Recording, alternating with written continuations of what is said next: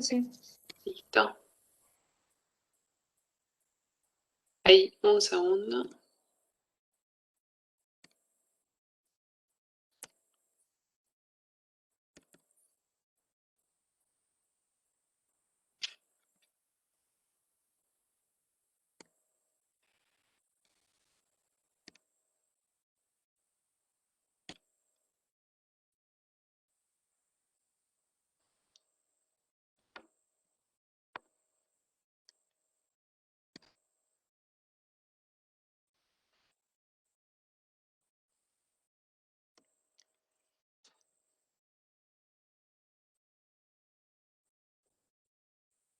Bueno, como dijimos la clase anterior, las dudas nos van diciendo al chat, ¿sí?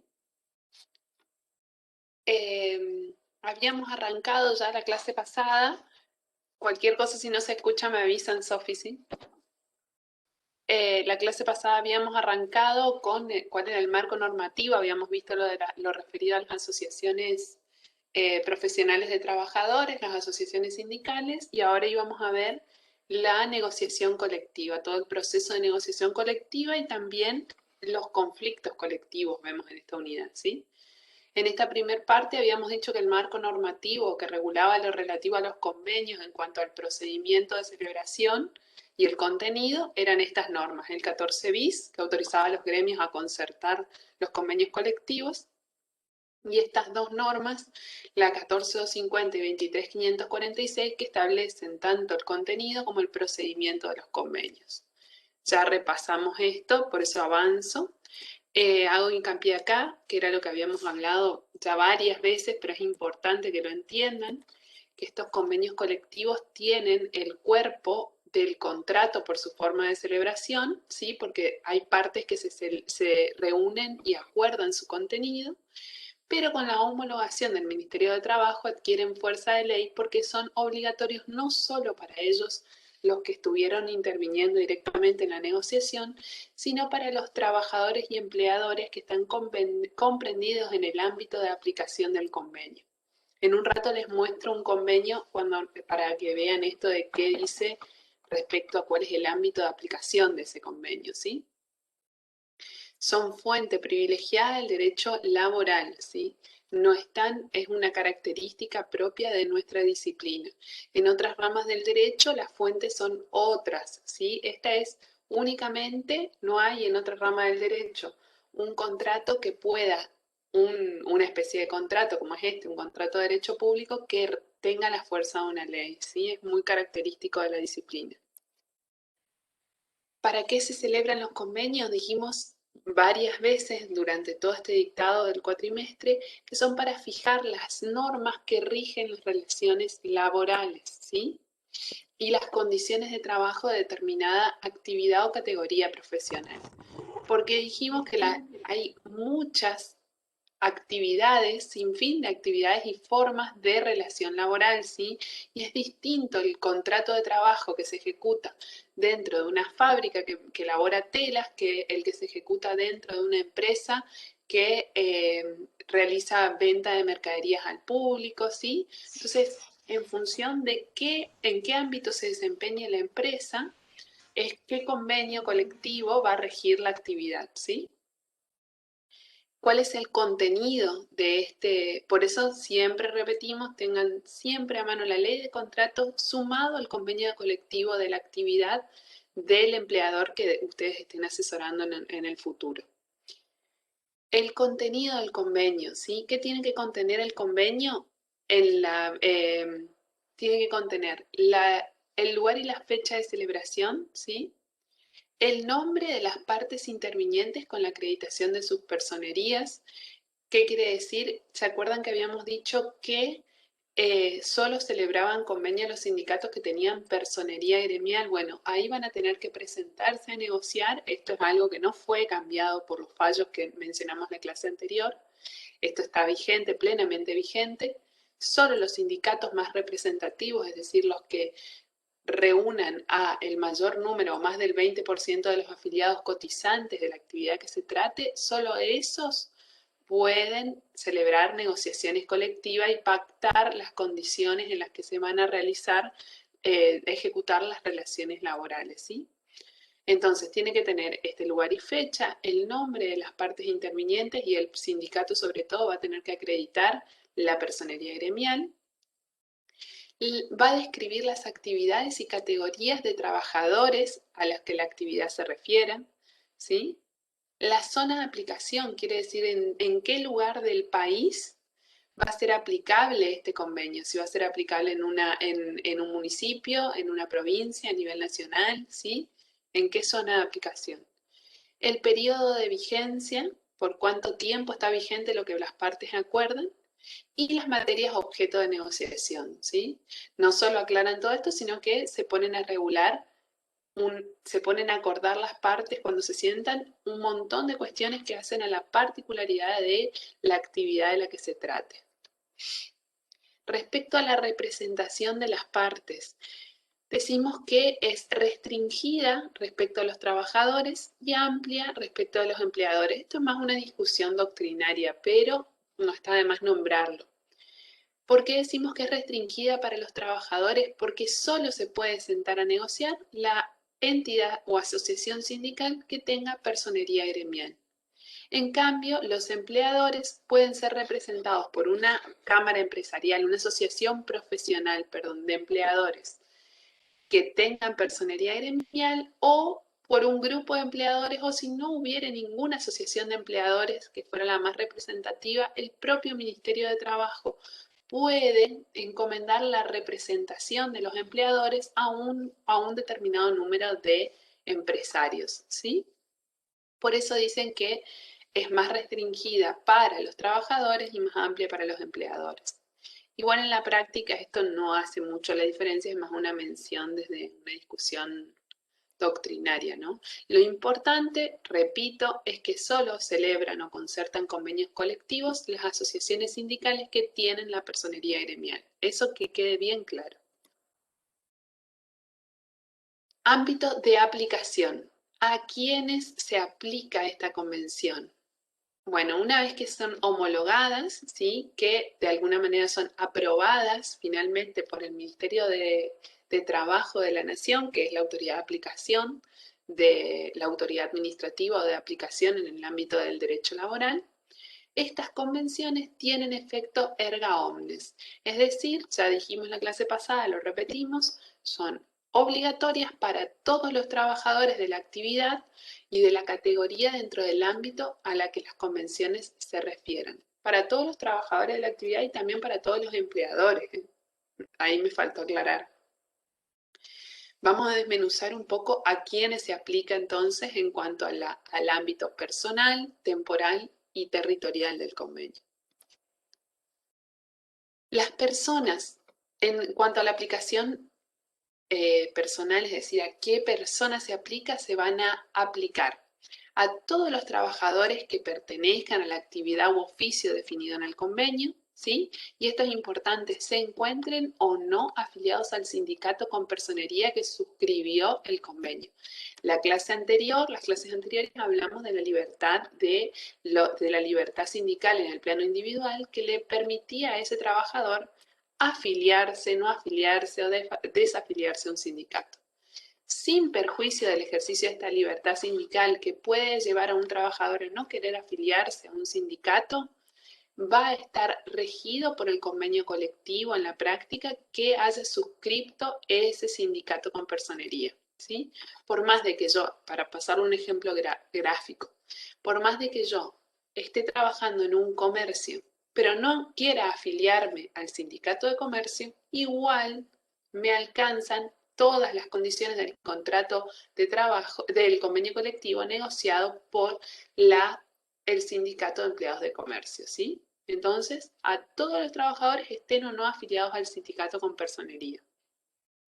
Y a las empresas en la medida en la que su actividad esté comprendida en el mismo.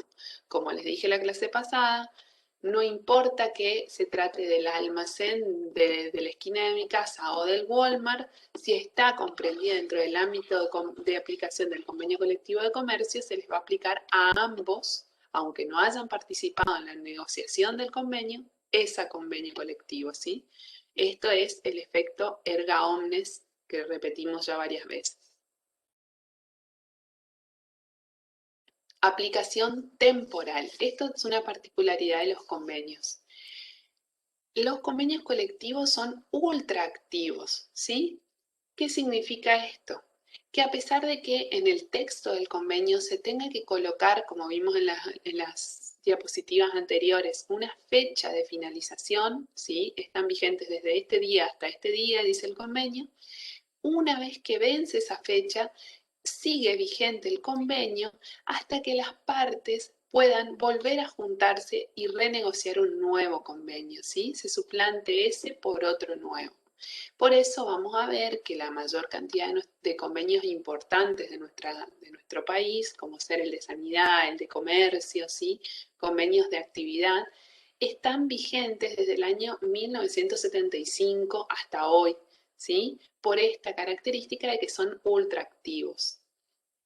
Como dice la diapositiva, este principio va a regir salvo que se haya acordado algo expreso en contrario en el propio cuerpo del acuerdo, ¿sí? Pero son ultraactivos. Esta característica se debe también a la complejidad que implica que se reúnan las partes intervinientes en la celebración de estos convenios de actividad, que son realmente muchos sectores, cámaras empresarias, distintos sindicatos con personería gremial. Es difícil que se celebren estos convenios tan grandes de actividad y que se sienten a negociar. Por lo tanto, para evitar que cada año se tenga que renovar esta mesa de negociación y con todo lo que ello implica, se dispuso la ultraactividad de los convenios, ¿sí? Respecto a la aplicación territorial, hace referencia a la zona o región donde va a estar vigente ese convenio colectivo. Se va a aplicar, y acuérdense que cuando hablábamos en la clase anterior de los sindicatos, decíamos que cada sindicato tenía una zona de actuación definida en sus estatutos. Bueno, el convenio va a regir en el mismo sector o en el mismo territorio donde el sindicato con personería esté autorizado para operar. ¿Sí? Coinciden en eso, pero vamos a encontrarlo también que está consignada la zona de aplicación en el propio convenio. El programa también les pide lo que hace la clasificación de los convenios y esto también es igual, digamos que respeta los mismos criterios que en la unidad 13, cómo clasificamos a las asociaciones sindicales, ¿no? Decimos que tenemos convenios colectivos de empresa, que son aquellos firmados con un sindicato con personería gremial y una empresa determinada. En este caso particular, el alcance está reducido a esa empresa, ¿sí? Este tipo de convenio es el único que no tiene el efecto erga omnes, ¿sí? No es que es aplicable a todos los de la actividad, sino a esa empresa. Hago esa aclaración para que la tengan presente.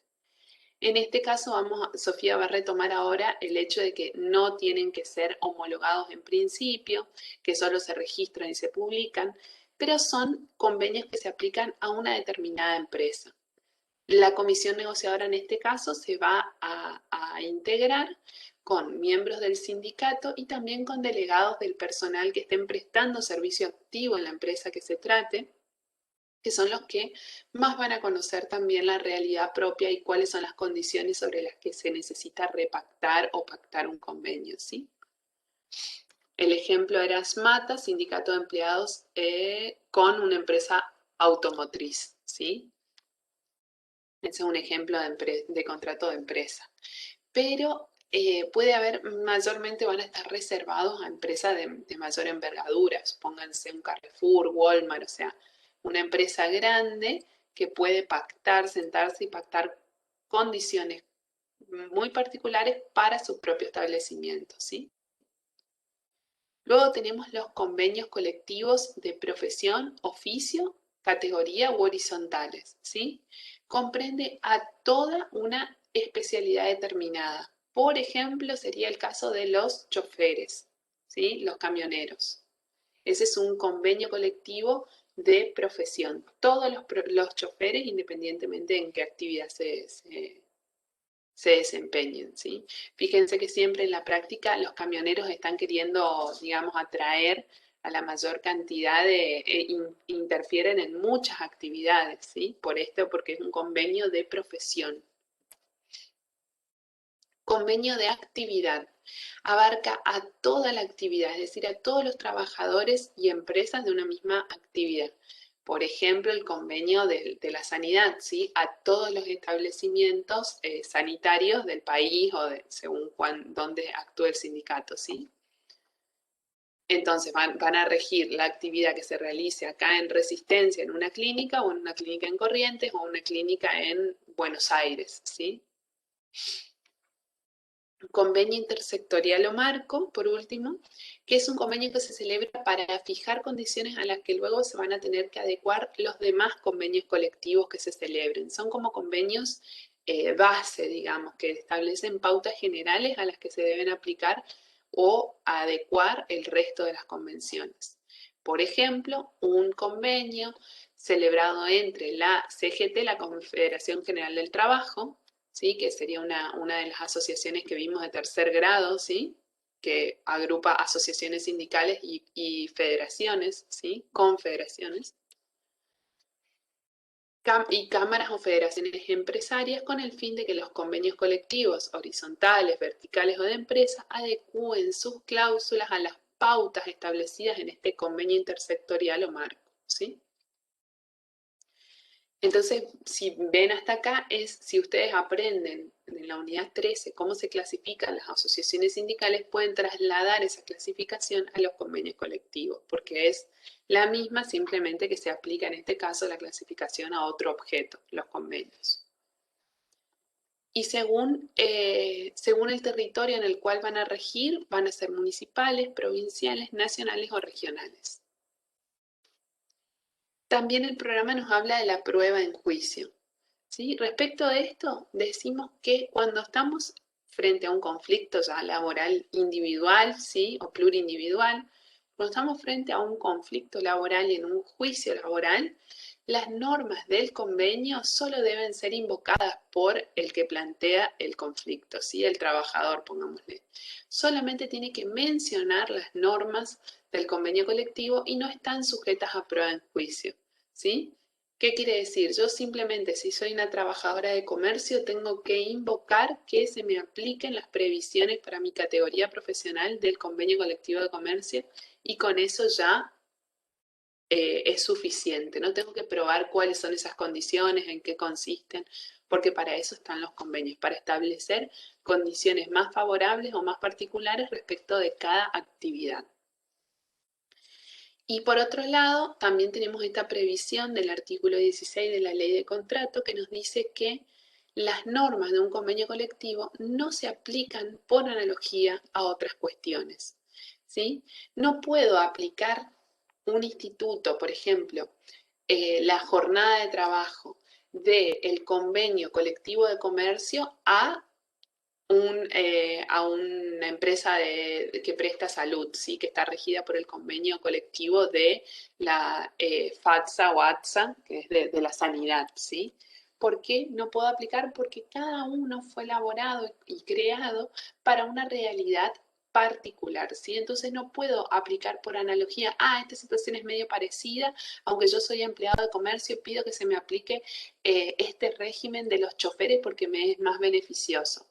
Eso no se puede hacer en materia de negociación colectiva. Cada actividad va a estar regida por un convenio en particular que se negoció y se pactó teniendo en miras esa actividad en particular, ¿sí? No puedo hacer un mix y decir, bueno, yo soy de esta actividad, pero que se me aplique por analogía a esta otra situación.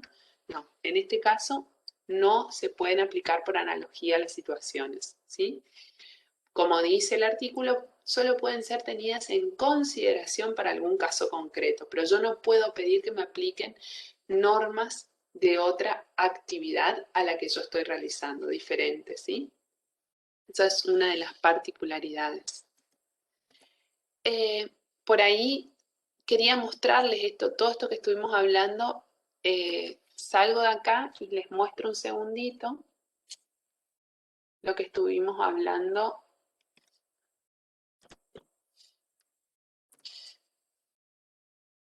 Creo que yo me quedé en el PowerPoint, ¿no? Sí, sí, del Bueno, pago. un segundo ya les comparto otra cosa, que les quería mostrar todo esto que estuvimos hablando, cómo se ve o se materializa en un convenio colectivo. Ya salgo de ahí y les muestro en un segundito.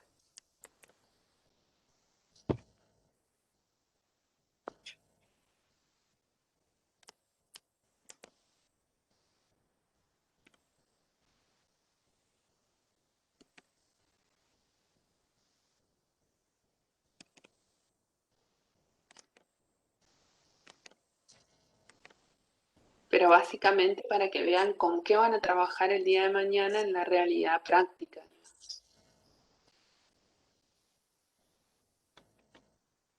Muy importante que ustedes manejen bien el contenido del convenio de la actividad en la que se estén desempeñando, ¿sí?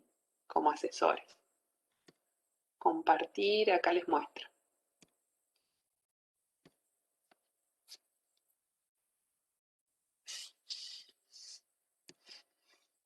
Fíjense, esta que es la más amplia tal vez o de los convenios más grandes, ¿no? La Convención Colectiva 130, que dijimos, fíjense, se celebró esta ronda de negociación en el 75 y por la ultraactividad hasta el día de hoy está vigente este convenio sin perjuicio de que se realicen paritarias permanentemente para actualizar algunas cuestiones del convenio, en principio, en general la remuneración, las escalas salariales. Ahora vamos a ver lo de las paritarias igual. Pero fíjense, empleados de comercio, partes intervinientes. Por esto les dije que la ultraactividad se disponía por la complejidad de este proceso de negociación. Fíjense la cantidad de cámaras que participaron, de federaciones, ¿sí? De sindicatos, de federaciones. Y fui marcando esto, lugar y fecha de celebración, siempre lo van a encontrar en julio del 75. La actividad y categoría de trabajadores a los que se refiere, a quiénes van a aplicarse, ¿sí? Sobre quiénes va a tener ese efecto erga omnes, sobre los empleados y obreros de actividades mercantiles y administrativas en general, cantidad de beneficiarios, en ese momento eran estos, zona de aplicación, todo el país, ¿sí? Fíjense, acá tendría que definirse el territorio donde se aplique, y el periodo de vigencia estaba vigente hasta el 76, pero por la ultraactividad sigue vigente este convenio con algunas modificaciones a lo largo del año, del tiempo, pero este mismo convenio hasta hoy. Acá se aclara quiénes son los que intervienen, ¿sí? Nuevamente acá se consignan las partes intervinientes y fíjense acá define a quiénes son aplicables. A todos los trabajadores que se desempeñen como empleados u obreros en cualquiera de las ramas del comercio o en actividades civiles con fines de lucro. Bueno, en cada convenio van a tener esto siempre. Cuando tengan duda cuál les resulta aplicable a la actividad en la que se está desarrollando el empleador, vayan y lean los convenios a los que se aplica. Y ahí va a estar determinado el ámbito de aplicación personal, ¿sí? Fíjense, dijimos que también regulaba las categorías de trabajo, ¿sí? Las categorías profesionales. Fíjense, en este convenio tenemos estas categorías. Maestranza, administrativo, auxiliar en ventas, auxiliar especializado, ¿sí? Y acá definen cada categoría qué particularidades tiene, ¿sí? Y también vamos a encontrar, no sé si lo tengo marcado, bueno, la remuneración, ¿sí?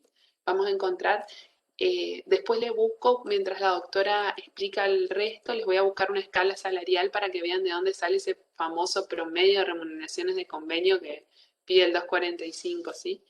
Pero básicamente, fíjense, acá están todas las condiciones, materia o objeto de la negociación, ¿sí? Y las particularidades de la actividad y los horarios, ¿sí? Se pacta todo lo específico de cada actividad. Les quería mostrar más que nada para que tengan el mismo esquema, receptan todos los convenios colectivos, ¿sí? Como vimos, tenía que determinar sujetos, ámbito de aplicación, vigencia temporal. Todo esto es importante que cada uno lo contenga y como el Ministerio de Trabajo interviene y fiscaliza que esto se cumpla, todos los convenios que vean van a tener estas previsiones. Así que hasta acá es la parte general. Sofía, ¿vos querés que yo te comparta o compartís vos? No, yo comparto nomás. Gracias.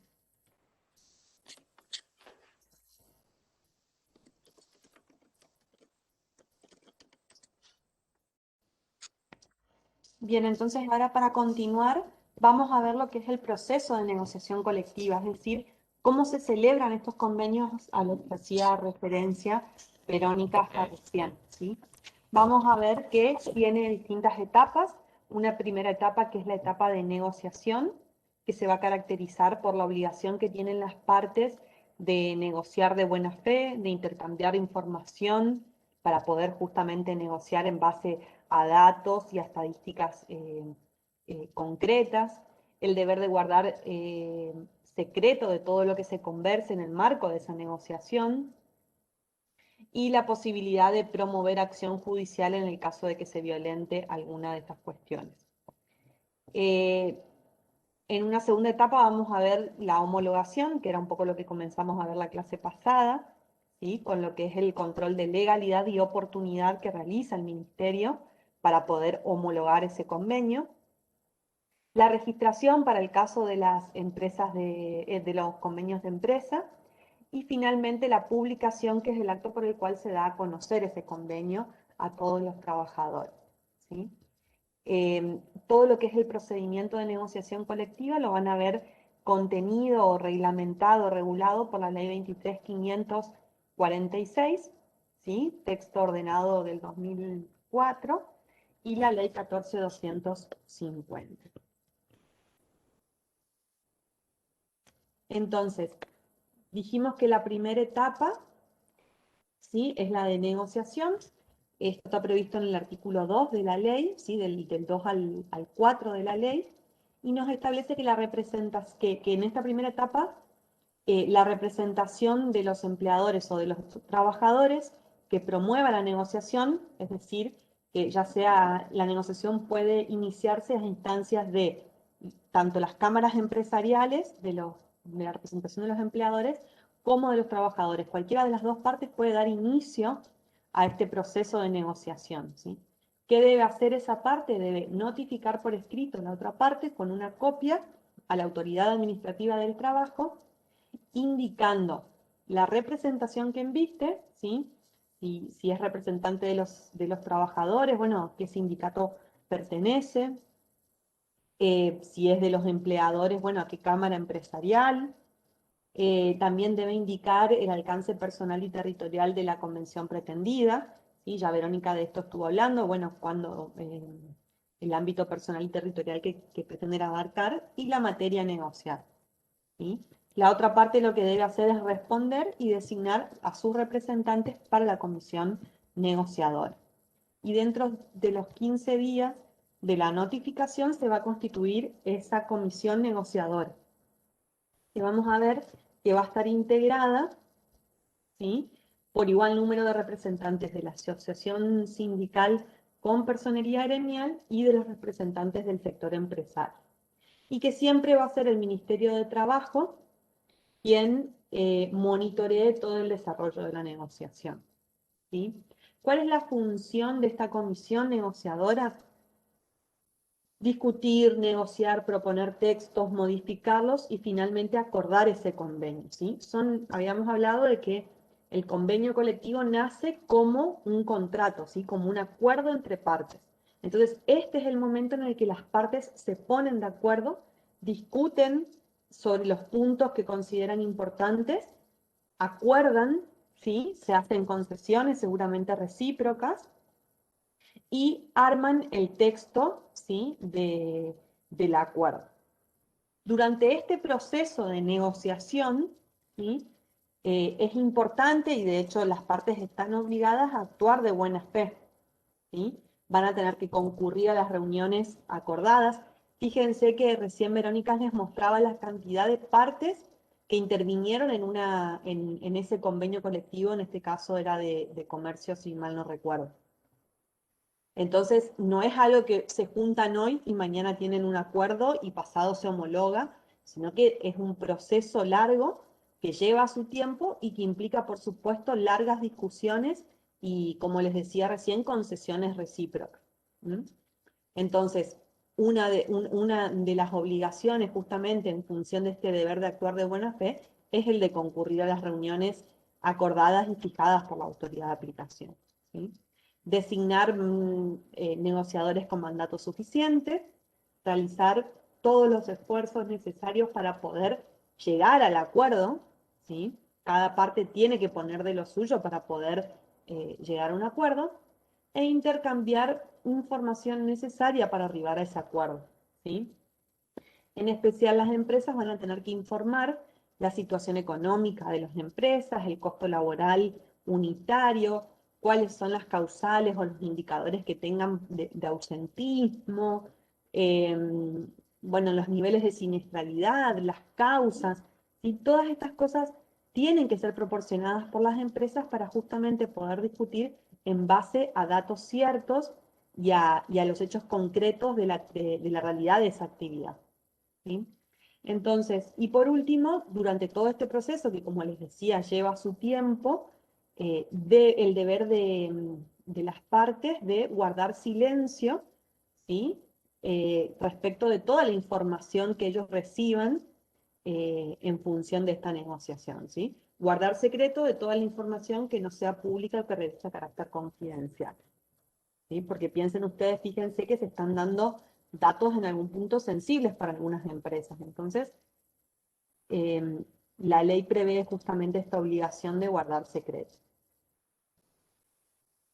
¿Qué es la mala fe negocial? Son los actos o omisiones reprochables porque impiden, obstaculizan o eluden el deber de negociar de una de las partes y constituyen prácticas contrarias a la ética de las relaciones del trabajo, ¿sí?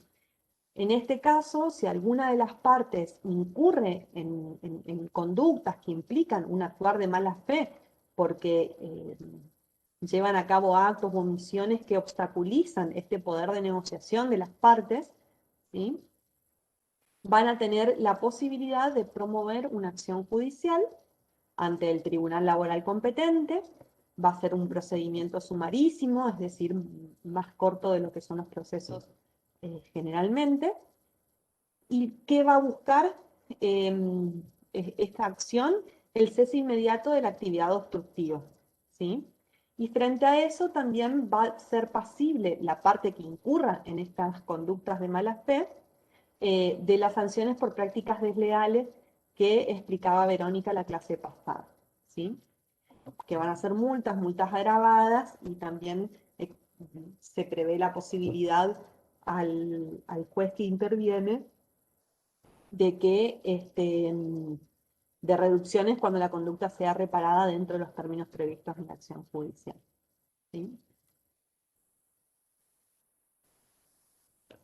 Una vez que estas partes negociaron, conversaron, acordaron, llegan a un acuerdo, ¿sí?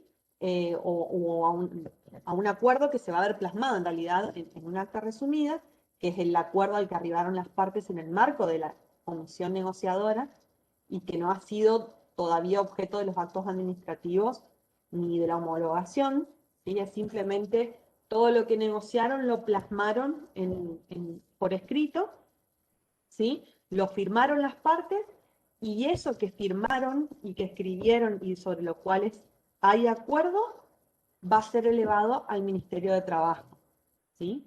Para su homologación. Y acá era lo que preguntaba la vez pasada un compañero, ¿qué era la homologación? ¿Sí? Entonces podemos definirlo como el acto administrativo complejo por el cual el Ministerio de Trabajo aprueba un convenio colectivo una vez superados los controles de legalidad y de oportunidad. Bien, ¿qué es el control de legalidad o qué hace el Ministerio cuando ejerce este control de legalidad? Verifica que el contenido del convenio se encuentre eh, o no, digamos, eso es lo que va a verificar, en contradicción con normas de jerarquía superior, ¿sí? Que ese convenio no contraríe la Constitución Nacional, tratados internacionales o leyes de orden público, ¿sí? Ese es el primer control que va a realizar el Ministerio para poder homologar ese convenio. Bien, si ese convenio supera este control, va a pasar el control de oportunidad, ¿sí? Donde verifica que el contenido de ese convenio no afecte el bien público, el bienestar general o los derechos de la comunidad en general. ¿Sí? Por ahí supera el control de legalidad, no es contrario a la ley, a la Constitución y los tratados, pero resulta que afecta el bien común o el bienestar general. Y en esos casos va a realizar ciertas observaciones, porque a lo mejor no todo el convenio, sino alguna norma puntual así lo prevé, va a realizar observaciones y va a volver ese convenio a la comisión negociadora para que realice las modificaciones necesarias. Las observaciones que realiza el Ministerio de Trabajo en función de estos controles se remiten nuevamente para que se rectifique su contenido a la comisión negociadora. Si la comisión negociadora formula cambios, vuelve el Ministerio a revisarlos, y si insiste en el contenido original, el Ministerio puede homologar parcialmente o rechazar la homologación, ¿sí? Puede homologar todo aquello que considere que no es contrario a la Constitución, a las normas superiores o contrario este, al bienestar general, ¿sí? O puede directamente rechazar cuando a lo mejor ya sea notoriamente en lo que es el convenio en general, digamos, que sea contrario a algunas de estas dos cuestiones. Los agravios u objeciones que pudieran tener las partes podrán ser recurridos en sede judicial, ¿sí? Pueden acudir a la instancia judicial para su reclamo. En cuanto al acto de homologación, pues decimos que puede ser expreso o puede ser tácito. Es expreso cuando se dicta una resolución, el Ministerio saca una resolución donde justamente aprueba o homologa, mejor dicho, ese convenio. Ahora bien, va a ser tácitamente homologado cuando, recibida la solicitud de homologación, transcurren 30 días hábiles administrativos y el Ministerio no lo homologa. Entonces ahí queda homologado tácitamente.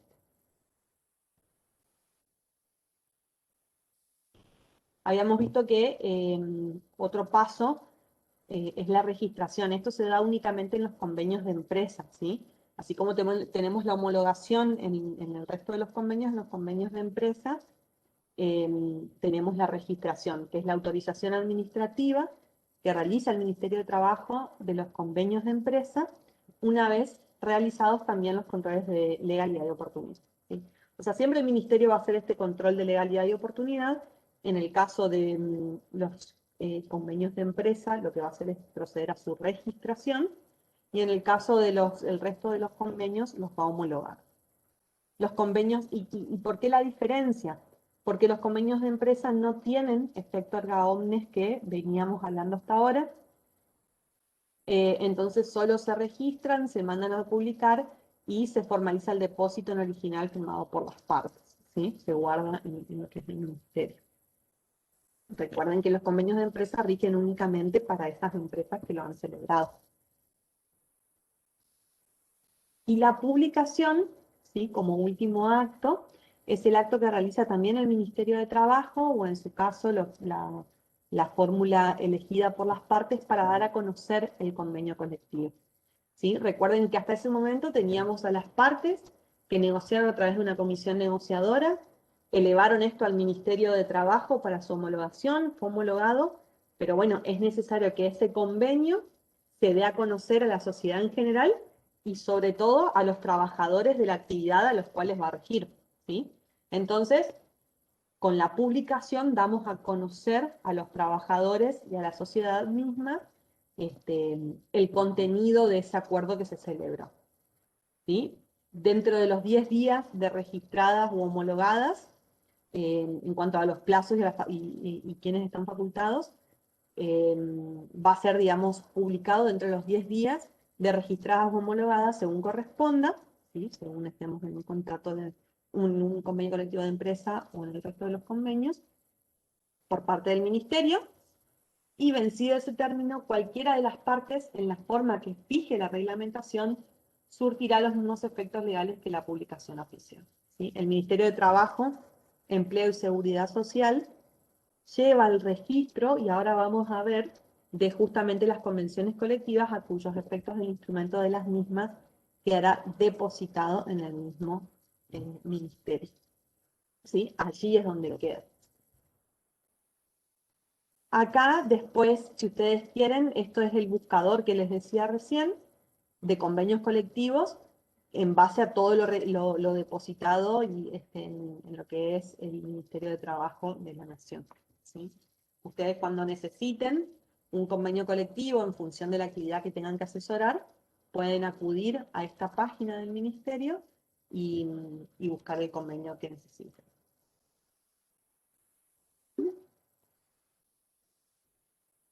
Hasta ahora veníamos hablando de una comisión negociadora, ¿sí? Que era la comisión que discutía, negociaba, valga la redundancia de la palabra, y negociaba todos los pormenores, digamos, de ese convenio. Pero también solemos escuchar, y quizás hasta más seguido que las comisiones negociadoras, las comisiones paritarias, ¿sí? Que es el conjunto de personas integrados también por idéntico número de representantes del sector sindical y el empresario, que tiene por objeto, y acá está la diferencia entre unas y otras, resolver los conflictos de interpretación, ¿sí? Ya es un acto posterior. Yo ya negocié el convenio a través de la comisión negociadora, se homologó, se publicó, comenzó a regir, y resulta que en la aplicación de ese convenio surgen ciertos conflictos, ¿sí? Porque de interpretación, ¿sí? ¿Qué se quiso decir acá? ¿Cuál es el espíritu de esta determinada norma? ¿Sí? Entonces lo que hace la comisión paritaria es justamente resolver los conflictos de interpretación que se puedan dar durante la vigencia del convenio colectivo y establecer, que esto es lo que más escuchamos nosotros, las categorías profesionales de trabajadores. ¿Sí? Y lo que son las remuneraciones. ¿Sí? Decimos que tiene funciones interpretativas, conciliatorias, normativas y complementarias, ¿sí? La que, como les decía recién, más solemos escuchar en la vida diaria y sobre todo a principio de año, es la función normativa, que es justamente lo que hace es clasifica las nuevas tareas y las recalifica, y recalifica las categorías profesionales y con ellas los niveles salariales, ¿sí? Son las que se juntan generalmente a principio de año para poder establecer las nuevas escalas salariales. Bueno, el funcionamiento y atribuciones va a estar establecido en el convenio colectivo, ¿sí? Y en el caso de que no prevea el convenio colectivo el funcionamiento, cualquiera de las partes de un convenio colectivo puede solicitar al Ministerio de Trabajo la constitución de una comisión paritaria a los efectos y con las las atribuciones previstas en la ley, ¿sí? Con estas funciones que estábamos hablando recién. La comisión será presidida por un funcionario designado por el ministerio y estará integrada por igual número de trabajadores y empleadores, ¿sí? Siempre vamos a tener estas comisiones paritarias. Y acá es lo que les decía, ¿no? La comisión negociadora es la que discute y acuerda el convenio, y la comisión paritaria es aquella que, una vez firmado, homologado, registrado y publicado ese convenio, interpreta el mismo. ¿Sí? Vero, no sé si estás.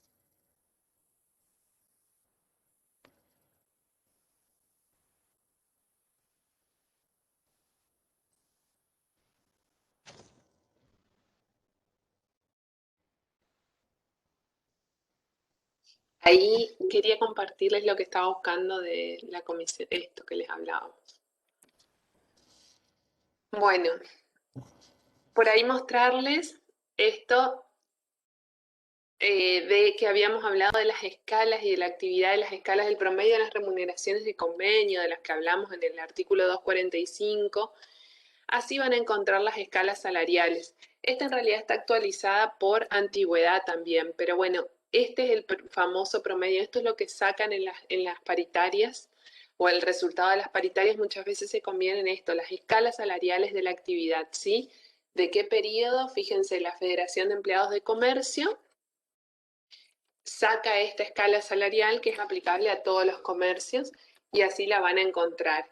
Y el ministerio es el que publica finalmente no sé si escucha bien. El ministerio es el que publica finalmente el promedio de remuneraciones de todo este convenio y ese 3 veces el promedio es lo que decíamos que se aplicaba en el caso de los del 245 famoso, ¿sí? Les quería mostrar eso más que nada. Y ahora seguimos con el tema de que veníamos hoy.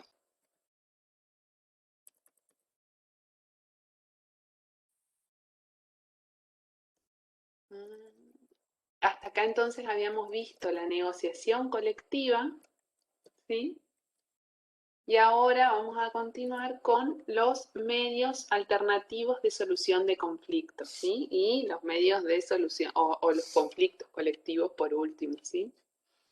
Estos medios alternativos dijimos que en el derecho colectivo se trataba, dentro de su contenido, de estudiar qué pasaba con los conflictos colectivos. Bueno, como un paso previo a que se presente un conflicto entre estos sujetos colectivos, que serían los empleadores o cámaras empresarias y las asociaciones de trabajadores, tenemos estos medios de resolución de conflicto, medios alternativos de resolución de conflicto. Ellos son la mediación o conciliación y el arbitraje, ¿sí? Estos son herramientas estas que se utilizan en la generalidad de los casos, no están solo reservadas al derecho laboral, lo habrán escuchado en muchos otros ámbitos del derecho, ¿sí? De la vida diaria en realidad. La mediación o conciliación, decimos que es el método por el que un tercero, mediador o conciliador, lleva o acerca a las partes para buscar una solución a un conflicto, ¿sí? Cuando existe un conflicto entre cámaras empresarias o empleadores y el sindicato, ¿sí? Un conflicto por los trabajadores, el mediador va a tratar de acercar a las partes para que lo solucionen, ¿sí? El mediador tiene que tener experiencia práctica en solución de conflictos y hay institutos que dan el título de mediador, digamos, no cualquier persona, por más de que quiera acercar las partes, es mediador, sino que se capacita para ello. Y el arbitraje también es un medio de solución de conflictos colectivos, en este caso, en el que actúa un árbitro que cumple, digamos, igual función que un juez, pero en un ámbito extrajudicial, ¿sí? El árbitro va a analizar las posiciones que le presentan las partes y las pruebas que le presentan y va a dictar un laudo arbitral, que es asimilable, digamos, a lo que es una sentencia judicial, lo que dice un juez. Resuelve la cuestión, ¿sí? Da por terminado un conflicto. Dice acá que es recurrible solo en estos casos ante la justicia, cuando hubo arbitrariedad o error esencial, ¿sí? ¿Qué quiere decir cuando hubo una arbitrariedad en la toma de la decisión o un error en la toma de decisión? Si no, ya resuelve definitivamente la cuestión, ¿sí? Estos son dos métodos de resolución de conflicto sin que las partes tengan instancia judicial cuando tengan un conflicto, ¿sí? Y otra aclaración es que el árbitro tiene que acreditar formación en derecho, no solo práctica, sino formación en derecho. Aclarado esto, decimos que en el ámbito de la negociación colectiva, del derecho colectivo, está vigente la Ley 14.786 que establece la obligatoriedad de la conciliación antes de que las partes en conflicto, sean los empleadores y trabajadores en conflicto, recurran a medidas de acción directa, ¿sí? ¿Qué quiere decir? Antes de ir a una huelga, por ejemplo, por un conflicto laboral, las partes intervinientes en ese conflicto van a tener que comunicar la existencia del problema al Ministerio de Trabajo, la autoridad de aplicación de la normativa laboral, ¿sí? Sí o sí, es obligatorio en nuestro país, está esta ley vigente, ¿sí? ¿Cuál es la facultad del Ministerio de Trabajo? Va a poder ordenar audiencias de conciliación, ¿sí? Convoca a las partes en conflicto para que logren un acuerdo, les propone fórmulas para que resuelvan la cuestión y si fracasa la conciliación, invita a las partes a que se inicie la etapa de arbitraje, como dijimos ayer, que se designe un árbitro con conocimiento en derecho que resuelva las cuestiones en conflicto. Si las partes llegan a aceptar este arbitraje, van a tener que decirle sobre qué quieren que resuelva el árbitro y si no, se da por concluida la conciliación y las partes pueden ir a ejecutar esa medida de acción directa. Por ejemplo, pueden decretar la huelga, ¿sí? Pero como medida previa siempre tienen que ir a esta instancia de conciliación obligatoria ante el Ministerio de Trabajo. ¿Para qué? Para tratar de poner un freno y que no sea tan intempestiva una medida de acción directa de las partes. Dijimos que si las partes acuerdan de que se van a someter al arbitraje, se va a dictar el árbitro designado, ¿sí? Va a dictar una sentencia arbitral dentro de 10 días hábiles. Son periodos cortos de tiempo. El plazo mínimo de vigencia de esa resolución es de 6 meses y decimos que el laudo arbitral tiene igual alcance a un convenio colectivo, es decir, que si se celebra el arbitraje respecto de una asociación profesional de trabajadores y una cámara empresarial, va a regir a todos los que se desempeñen en el ámbito de aplicación de ese convenio, por ejemplo. La duración máxima de la conciliación, dijimos que la primera etapa, digamos, es de 15 días desde que la autoridad de aplicación toma conocimiento de que existe el conflicto. Si el plazo vence sin que las partes acuerden o si estos 15 días vencen sin que se firme este compromiso arbitral, las partes pueden recurrir a las medidas de acción directa, ¿sí? Es como un remedio para que no se vaya tan rápido a la huelga y se trate de, o alguna medida de acción directa, se trate de acercar a las partes y buscar una solución a el conflicto, ¿sí? Porque se sabe que es perjudicial para ambas partes una medida como la huelga, por ejemplo. ¿Qué pasa? Durante este proceso, esta conciliación obligatoria, no pueden tomar medida de acción directa las partes, ¿sí? Ni antes ni durante el procedimiento. Si luego de ser intimadas al cese de la medida porque se entera el Ministerio de Trabajo de que se inició una medida de acción directa sin este procedimiento de conciliación, el Ministerio de Trabajo puede sancionar al empleador, si es el que inició la medida de acción directa, ¿sí? Con multa. Fíjense el monto de 1.000 a 10.000 pesos por cada trabajador afectado y disponer que los empleados cobren la remuneración que se hubiera correspondido si la medida no se hubiera adoptado. Y si la disposición la incumplen los trabajadores y tomaron una medida de acción directa, decretaron la huelga sin conciliar previamente, van a perder o ver reducida su remuneración por todo ese periodo que no prestaron actividad o prestaron servicio. ¿Sí? Esa es la sanción. Como decimos, como medida previa para una medida de acción directa, tienen que ir a conciliación obligatoria las partes. Bueno, respecto de este procedimiento, también lo pide el programa, es el que está previsto en la Ley Nacional de Empleo, ya lo hablamos en otras clases al procedimiento, respecto del procedimiento preventivo de crisis, ¿sí? Que implica que aquella empresa que esté en crisis, ¿sí? Por razones de fuerza mayor o causas económicas o tecnológicas y que vaya a despedir o suspender a gran número de su personal, ¿sí? Debe recurrir de manera previa a la suspensión o despido a este procedimiento preventivo de crisis en el Ministerio de Trabajo y Seguridad Social, ¿sí? El ministerio, de nuevo, en este caso, como va a haber un acto que se considera perjudicial para muchos trabajadores, como puede ser el despido o la suspensión, va a citar a las partes a negociar por 10 días para que se trate de evitar los despidos o las suspensiones de estos trabajadores, ¿sí? Para que se logre una conciliación, una solución más favorable para todas las partes. Eso es como primer medida. ¿Sí? Las partes van a sentarse a negociar por ese plazo de 10 días que dijimos y van a presentar, si llegan a un acuerdo, van a presentarlo ante la autoridad administrativa y la autoridad administrativa podrá homologarlo o rechazarlo, ¿sí? Por un plazo de 10 días.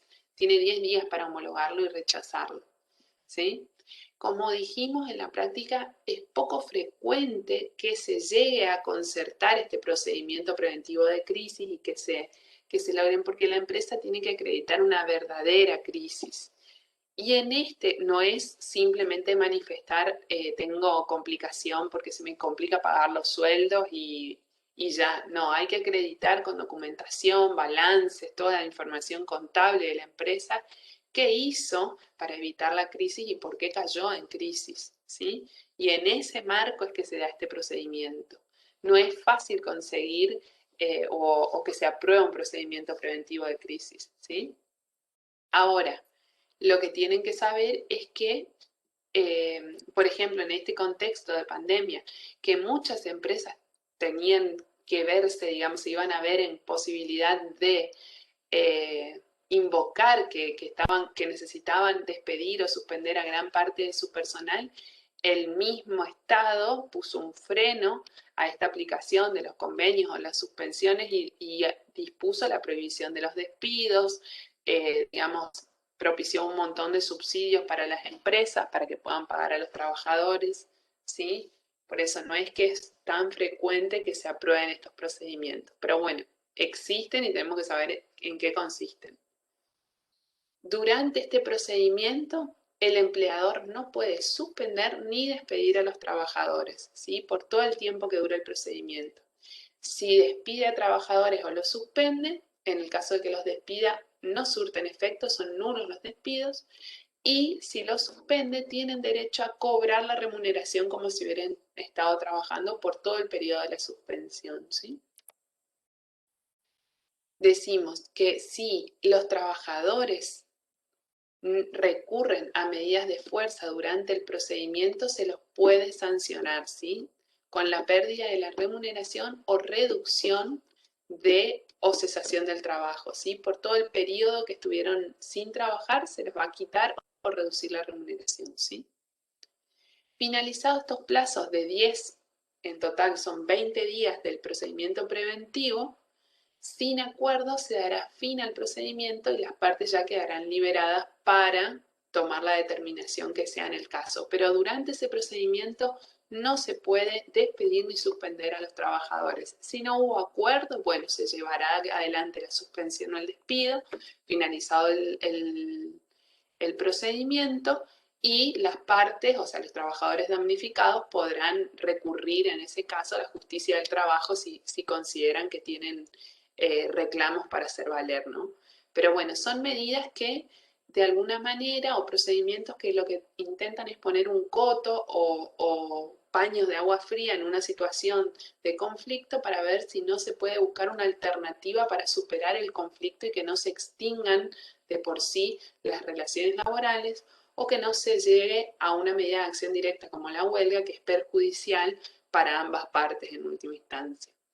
Así que bueno, estos son los procedimientos que tenemos previstos como medios alternativos de solución de conflicto. Por otro lado, en el programa tienen mencionado de qué pasa con las empresas en crisis. Decimos que la empresa que está en crisis, en una serie de crisis económica, en el marco del procedimiento preventivo de crisis que les dije recién, podrá acordar con el sindicato el descuelgue o la exclusión de la empresa del convenio colectivo de comercio, de aplicable a la actividad, perdón, ¿sí? Podrá pedir o negociar con el gremio que no se le aplique el convenio durante este tiempo de crisis a la empresa porque, bueno, necesita condiciones más favorables que las allí previstas, ¿sí? El convenio de crisis deberá instrumentarse por un lapso temporal determinado, ¿sí? Un pacto especial para tratar de paliar la crisis. Por eso tiene que haber acuerdo entre las partes para que esto pase, ¿sí? Son todos los medios existentes, digamos, de solución de conflictos. Creo que no son complicados, es cuestión de que los lean y que traten de comprender el contenido más que nada. Y ahora lo que nos queda va a ser la parte de los conflictos colectivos, que es lo último que trata el programa.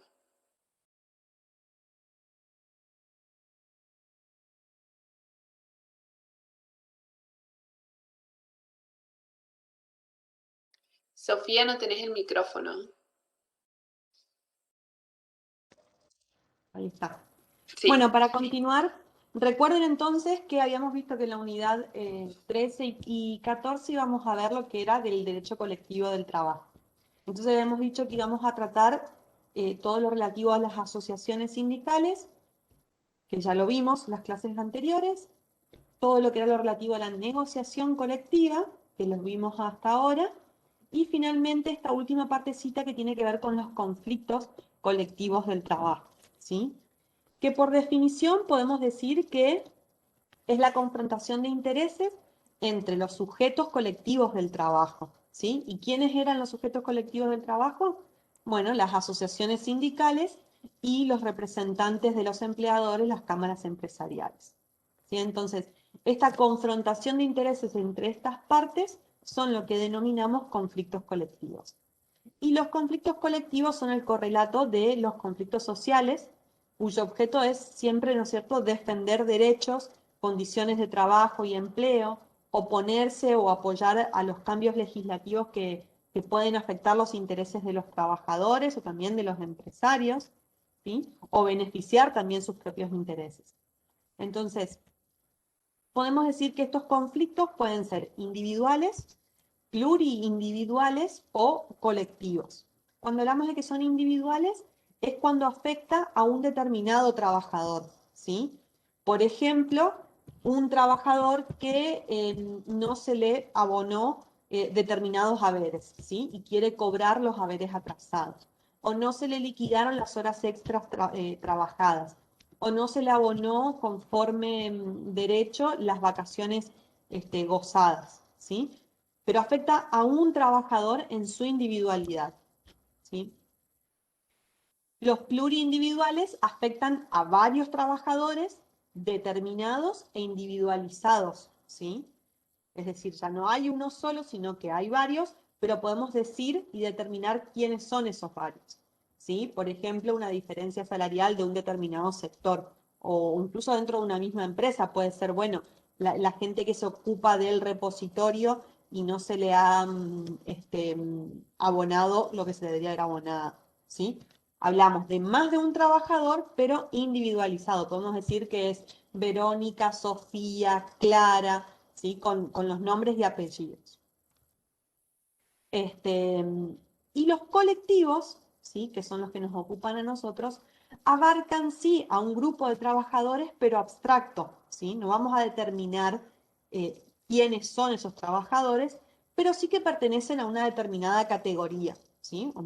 Vamos a definir a estos trabajadores en función de esa categoría o actividad que desarrollan. Y esos intereses colectivos van a poder ser, esos conflictos colectivos van a poder ser de derecho, cuando lo que se busca es que se cumpla una determinada ley, ¿sí? Una norma legal, o de intereses, cuando lo que se busca es una nueva norma en determinada materia o la reforma de una existente, ¿sí? Todo eso genera ciertos conflictos que van a hacer que se tomen medidas frente a esos conflictos. Van a tener ustedes en el programa que seguidamente nos pide que veamos el tema de la huelga. Un poco, muy sintéticamente, es importante que sepan que la huelga ha sufrido distintas o ha tenido distintas etapas de evolución en las cuales en una primera etapa la huelga estuvo prohibida, ¿sí? Por ser contraria a la libertad de trabajo. En una segunda etapa, después de fines del siglo XIX, se suprime de los códigos penales, ¿sí? Ya deja de ser prohibida,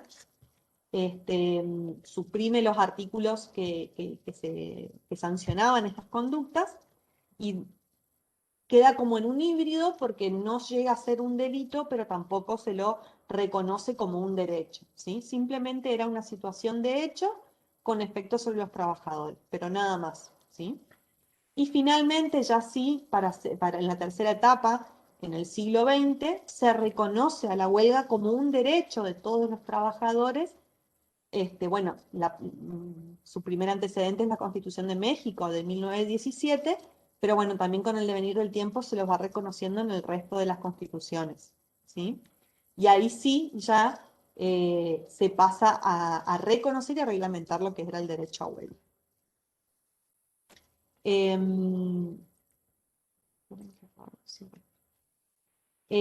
Pero bien, ¿qué es la huelga? ¿Sí? Decimos que la huelga es la abstención colectiva y concertada de la prestación laboral con carácter temporal y con abandono del lugar de trabajo como forma de presión sobre la voluntad del empleador, ¿sí? Con el propósito de conseguir un beneficio mediante la sanción de una norma o la reforma de una vigente o bien el cumplimiento de una norma en vigor, ¿sí? Fíjense que ahí teníamos la finalidad que habíamos dicho de la huelga.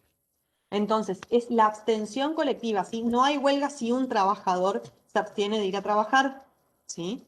Yo, Sofía, hago huelga hoy, ¿sí? No, eso no es huelga. La huelga es la abstención colectiva y concertada, ¿sí? También es importante, yo ahí les fui remarcando, el carácter temporal. No existen huelgas indefinidas en el tiempo, ¿sí? Y por último, también lo que caracteriza es el abandono del lugar de trabajo, ¿sí? No se concurre a trabajar y todo esto lo que busca es presionar la voluntad del empleador para poder justamente conseguir esas modificaciones normativas o en las condiciones de trabajo que se están buscando.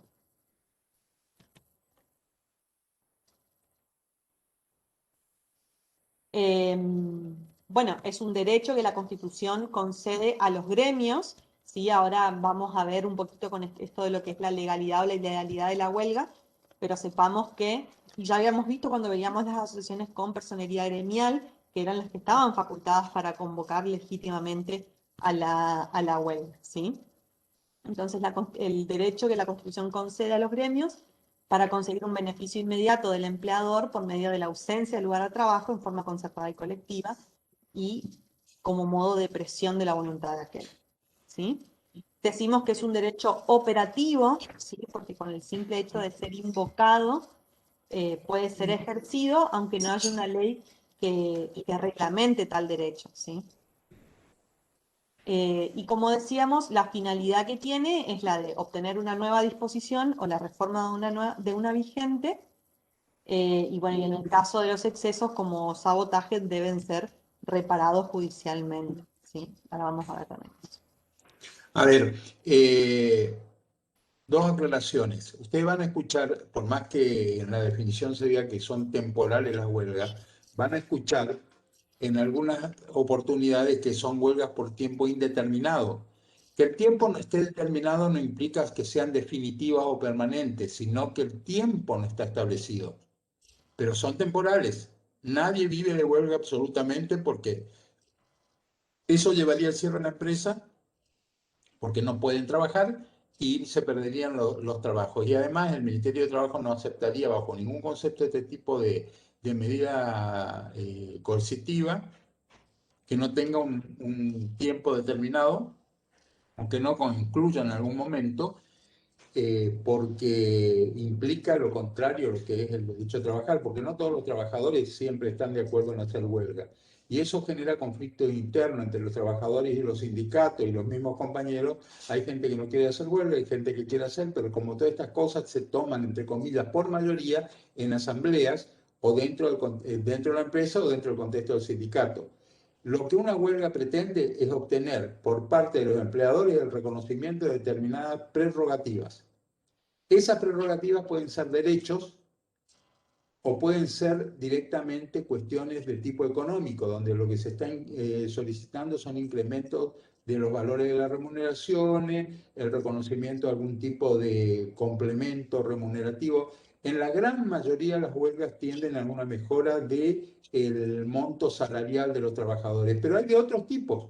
Por ejemplo, en los casos que se despidan algunos trabajadores y los compañeros toman la decisión de exigir la reincorporación. Incluso mejora de las condiciones de trabajo, la instalación de un comedor, la instalación de una guardería, ante situaciones de inseguridad y de higiene laborales, para que se solucionen los inconvenientes que se están produciendo, que hay problemas de inicio, hay problemas de instalaciones, hay problemas de las máquinas, entonces se hace ese tipo de paros laborales, en España se llama paro, pero en realidad nosotros llamamos huelga porque después vamos a ver, supongo, las diferenciaciones entre una cosa y la otra, porque como ustedes vieron, la definición de la huelga acá implica que el trabajador no se presente a trabajar en la sede de la empresa, que no se presente ni siquiera, que no concurra a la empresa. La huelga implica que el trabajador se tiene que quedar en la casa o se tiene que quedar afuera de la empresa haciendo alguna manifestación o algún tipo de apoyo de esa especie de piquetera, donde se reúnen, cortan calles, rutas y lo demás, porque de esa manera, ya hablé en contra de ese tema la vez pasada y ahora también lo voy a volver a criticar. La mayoría de las huelgas están acompañadas por manifestaciones que pretenden, con el corte de ruta o la obstaculización del tránsito, impedir los ingresos de los transportes, pretenden que la huelga sea apoyada por otro tipo de personas que no tienen ninguna relación directa entre como empleados o empleadores o con ellos mismos, sino que son terceros conectados con las empresas que no pueden cumplir con sus tareas ni sus compromisos porque los trabajadores que están en huelga le están impidiendo. Por ejemplo, bloquear la entrada a un establecimiento algodonero, para lo que nos ocupa acá, en plena campaña algodonera, cuando las desmotadoras necesitan que entre el algodón para elaborar la fibra, entonces impiden el ingreso de los camiones, pero eso no es la huelga. La huelga es abstenerse de prestar servicios con todo el procedimiento previo de comunicación, de allanarse a la conciliación obligatoria previa por un tiempo determinado, y seguir todo ese proceso preparatorio de la media huelga. No pueden ser huelgas sangrientas que lleguen a los extremos absolutos. No es para eso que está establecido en la Constitución el derecho. Todos los derechos deben ejercerse, es decir, la Constitución, conforme las normas que reglamentan su ejercicio. Y no hay un derecho absoluto, sino que siempre, las doctoras van a hablar después de cuáles son las excepciones a la huelga que en las actividades o en los momentos en que no se pueden realizar, pero no siempre no es un derecho ilimitado, tiene muchas limitaciones. Lo que nosotros vemos en realidad no son medidas de fuerza circunscritas a la huelga, sino que van acompañadas de otra serie de medidas que no están contempladas dentro del concepto de huelga. Y después incluso van a ver la huelga de los empleadores de ustedes. Las consecuencias de la titularidad del derecho de huelga la continúa hablando la doctora, no la quiero interrumpir en este momento. Bueno, entonces decimos que la titularidad del derecho de huelga, la huelga debe ser convocada por el sindicato con personería gremial. Durante este periodo de huelga no se paga remuneración, no se asiste al lugar del trabajo como estábamos diciendo hasta ahora, se suspende el deber de trabajar. Sofi, sí.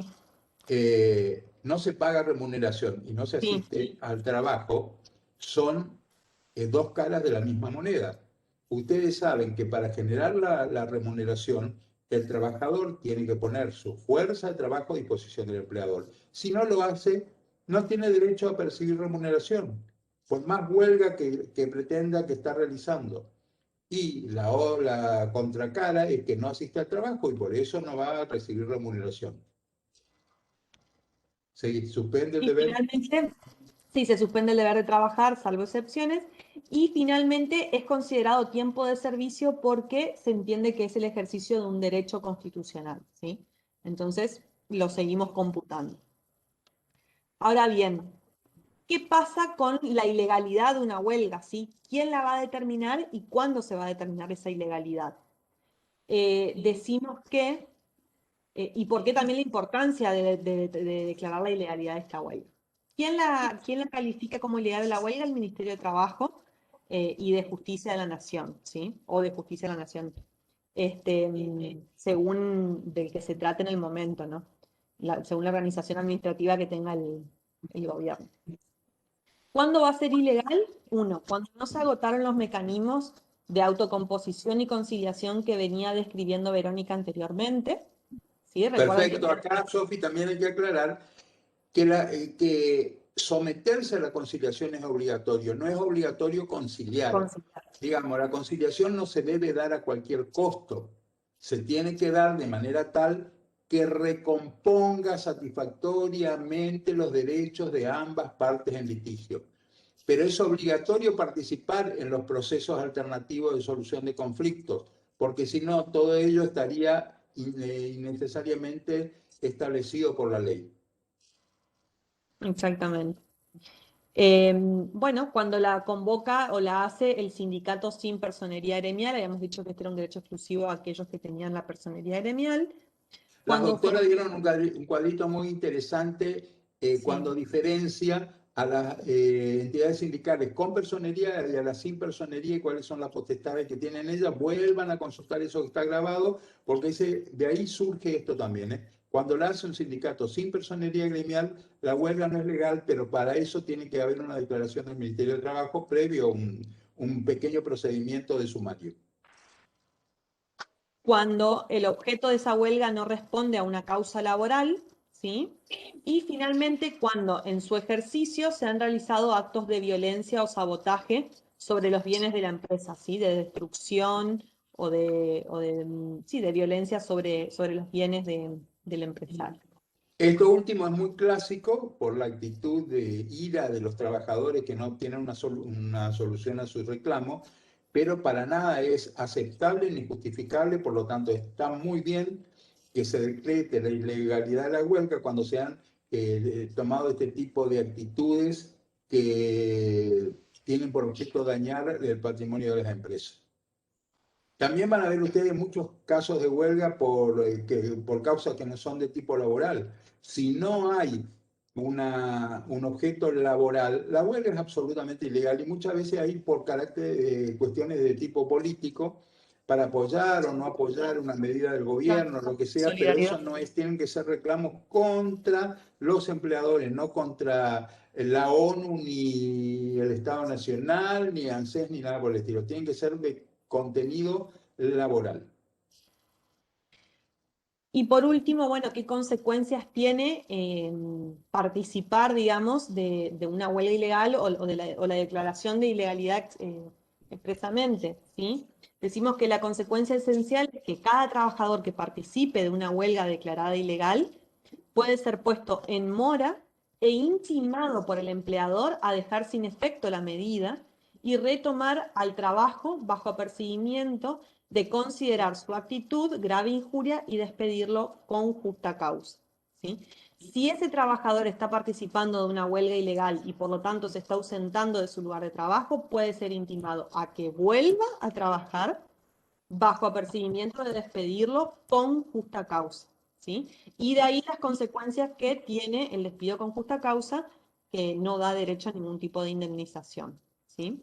Entonces, requiere la notificación al trabajador de manera fehaciente por parte del empleador y darle un tiempo razonable para su reintegro, como por ejemplo podrían ser 24 o 48 horas. ¿Sí? Se lo intima a que se reincorpore. Anticiparle que es bajo apercibimiento de considerarlo incurso en injuria grave que va a justificar el despido, ¿sí? Se puede despedir a unos y no a otros huelguistas. Para el sindicato que declaró una huelga ilegal, hay sanciones de suspensión y de hasta cancelación de la personería gremial, ¿sí? Esas son las consecuencias. Y por último, para tratar de entrar ya, aunque sea poquito, no es complejo esto, así que también si después de última surge alguna duda, la evacuamos el viernes, pero terminamos de ver qué pasa con la huelga en el caso de los servicios esenciales, ¿sí? Que son aquellas actividades que por sus características particulares son consideradas esenciales para una sociedad, ¿sí? Ahora bien, ¿cuáles son esas actividades? Bueno, el Comité de Libertad Sindical da algunas pautas sobre cuáles son esas actividades esenciales. El comité estableció que los servicios sanitarios, hospitalarios, de agua potable, energía eléctrica, teléfono y tráfico aéreo eran esenciales. ¿sí? Es decir, sí o sí deberían, ahora vamos a ver cuál es el régimen, ¿no? Eso es lo que dice el comité de justamente de libertad sindical, y puntualmente la ley 25.877, en su capítulo 3, justamente nos habla de las huelgas en servicios esenciales, y que dice justamente que en el caso de la huelga de servicios esenciales lo que está en juego son los derechos esenciales que ponen en riesgo la vida y la salud, la seguridad de las personas. Y determina cuáles son, ¿sí? Ahí hace una enunciación diciéndonos que son los servicios sanitarios y hospitalarios. Esta es una ley ya nacional, ¿sí? Nuestra. De producción y de distribución de agua, de energía eléctrica y gas, y control del tráfico aéreo. Esos son los servicios esenciales según la ley 25.877. Puede ser calificada excepcionalmente de esencial por una comisión independiente cuando, por la duración y extensión territorial de la interrupción de la actividad, se ponga en peligro la salud de toda o parte de la población, y que se trate de un servicio público de importancia trascendental conforme parámetros de la OIT, ¿sí? Dejo que después lo vayan a leer, pero básicamente lo que se tiene que garantizar en estos casos es el servicio mínimo, guardias mínimas de atención en estas cuestiones, ¿sí? El lockout decimos que es la medida dispuesta por el empleador que implica el cierre total del local comercial o industrial o explotación a fin de impedir el ingreso de los trabajadores. Es, digamos, como la huelga en la inversa, digamos, por parte ya del empleador, ¿sí? Y esto es lo que decía un poco el doctor también recién, ¿sí? Que son otras medidas de acción directa y regulares, como pueden ser el paro o la huelga de brazos caídos en el lugar de trabajo. Decíamos que la huelga era la abstención, ¿sí? Sin concurrir al lugar de trabajo. Esto es el paro, ¿sí? El paro, fíjense que van a trabajar, pero no se trabaja, digamos, ¿sí? Huelga de brazos caídos. El piquete, que implica apostarse pacíficamente, los que llevan adelante una huelga en los accesos al establecimiento con la finalidad de persuadir a los remisos a la huelga. Esto también decía un poco el doctor, ¿no? Que cada uno adhiere a la huelga si quiere o no, digamos, cada trabajador. Bueno, en estos casos, en estos piquetes, también justamente lo que se busca es eso, persuadir a aquellos que no forman parte de la huelga. Puede ser autónoma de la huelga, es decir, aparte, o puede ser también habiéndose convocado la huelga con esta finalidad. Es ilícita cuando impide la circulación o ingreso de otros trabajadores o clientes. Después tenemos también el sabotaje, también algo les había comentado, que es el acto de destrucción de los elementos de trabajo, materias primas en los edificios, y es un ilícito penal. Por eso decimos que son medidas de acción directa y regulares, ¿sí? No son conformes a derechos, ¿sí? Y finalmente, las listas negras o boicots, que es la nómina de empleadores con los que no se debe contratar, ¿sí? Los trabajadores se ponen de acuerdo y hacen una lista a los cuales, de empleadores a los cuales no prestarles servicios, ¿sí? Como también como una medida de represalia. Bueno, y ahí estamos en tiempo y más o menos terminando lo que es la unidad 14.